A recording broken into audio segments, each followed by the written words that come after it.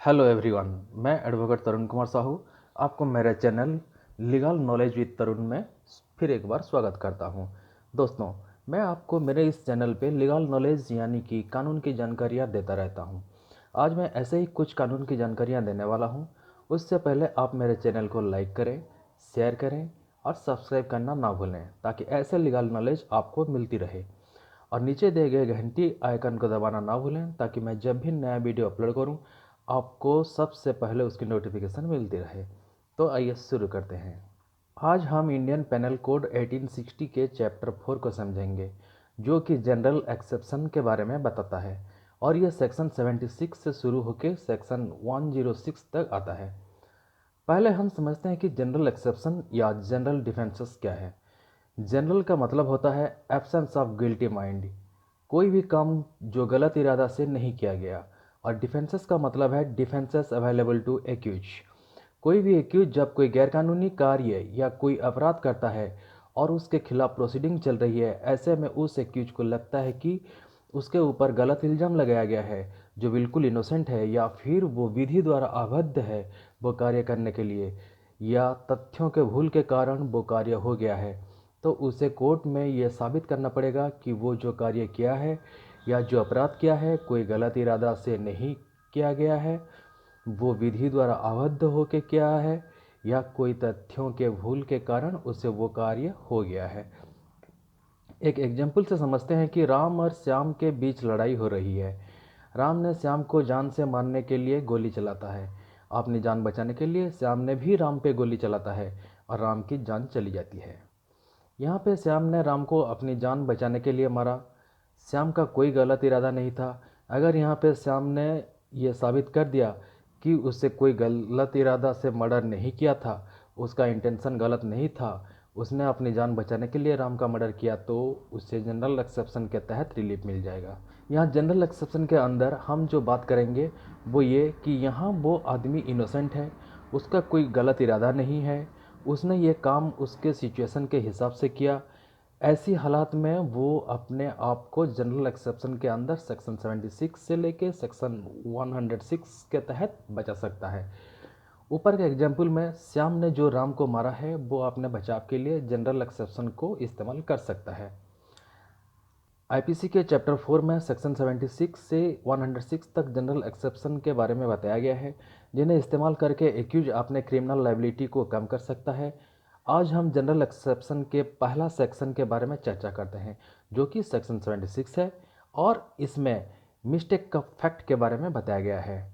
Section 76 का definition कहता है, act done by a person bound और by mistake of fact believing himself bound by law. आइए इसे हिंदी में समझते हैं।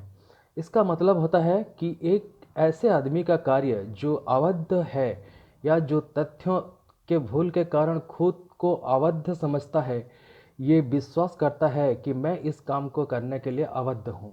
Nothing is in offence which is done by a person who is or who by reason of mistake of fact and not by reason of mistake of law in good faith believes himself to be bound by law to do it। इसका मतलब होता है कि कोई भी कार्य अपराध नहीं है जो किसी ऐसे व्यक्ति द्वारा किया गया है जाए जो उसे करने के लिए विधि द्वारा आबद्ध हो, या जो तथ्यों के भूल के कारण ना कि विधि के भूल के कारण सद्भावपूर्वक विश्वास करता हो कि वो उस कार्य को करने के लिए विधि द्वारा आबद्ध है। अगर कोई आदमी कोई कार्य करता है और वो उस कार्य को करने के लिए विधि द्वारा आबद्ध हो, या यदि वो विधि द्वारा आबद्ध ना हो लेकिन वो सद्भावनापूर्वक विश्वास करता हो कि जो कार्य वो कर रहा है उसे वो करने के लिए विधि द्वारा आबद्ध किया गया है, इन दोनों परिस्थिति में अगर वो कोई कार्य करता है जिसे कि कोई घटना घटता है या कोई अपराध होता है, तो उस घटना के लिए, उस अपराध के लिए वो दोषी नहीं माना जाएगा, उसे सेक्शन 76 का लाभ मिलेगा। यहाँ पे एक बात ध्यान देने वाली है कि वो कार्य या वो अपराध तथ्य की भूल के कारण होना चाहिए, ना कि विधि के भूल के कारण। यहाँ पे विधि के भूल नहीं होना चाहिए। यहाँ पे दो बातें हैं। एक, इग्नोरेंटिया फैक्टी डोथ एक्सक्यूजेट, इसका मतलब mistake of fact is excusable.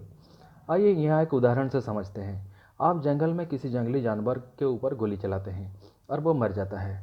आप पास आकर देखते हैं कि वो तो कोई इंसान है, तो इस केस में आपको मिस्टेक ऑफ फैक्ट के तहत रिलीफ मिलेगा। और दूसरी बात है इग्नोरेंटिया ज्यूरिस नॉन एक्सक्यूजेड। इसका मतलब है mistake of law is not excusable. आप किसी के घर से कोई चीज़ चुरा के ले जाते हैं और जब आप पकड़े जाते हैं तो आप ये कहते हैं कि मुझे तो मालूम नहीं था कि चोरी करना एक अपराध है, मुझे वो चीज़ अच्छा लगा और मैं ले गया। यहाँ पे आपको मिस्टेक ऑफ लॉ हुई है और आपको सेक्शन 76 का कोई रिलीफ नहीं मिलेगा।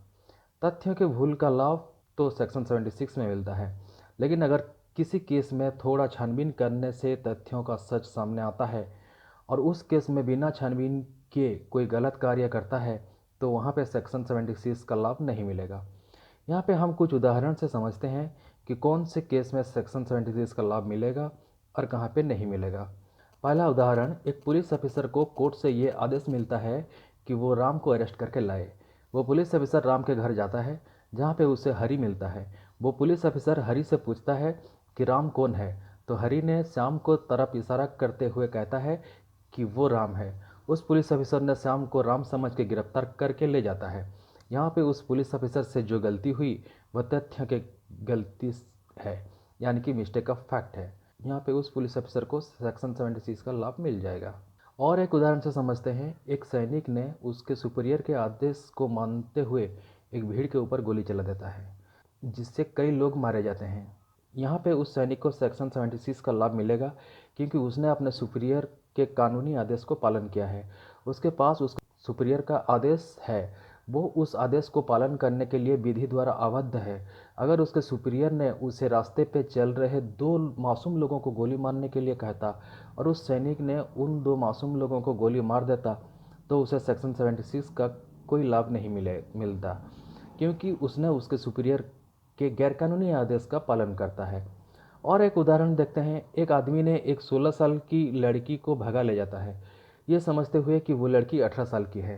यहाँ पे उस आदमी को तथ्यों का भूल होता है, लेकिन उस आदमी को सेक्शन 76 का कोई लाभ नहीं मिलेगा क्योंकि अगर वो थोड़ा छानबीन करता तो उसे तथ्यों की सही जानकारी मिल जाती और उसे ये गलती नहीं होती। तो आज हमने सेक्शन 76 के बारे में जाना। वीडियो के अगला पार्ट में हम जनरल एक्सेप्शन के बाकी के सेक्शन के बारे में जानेंगे जो कि बहुत जल्द आने वाले हैं।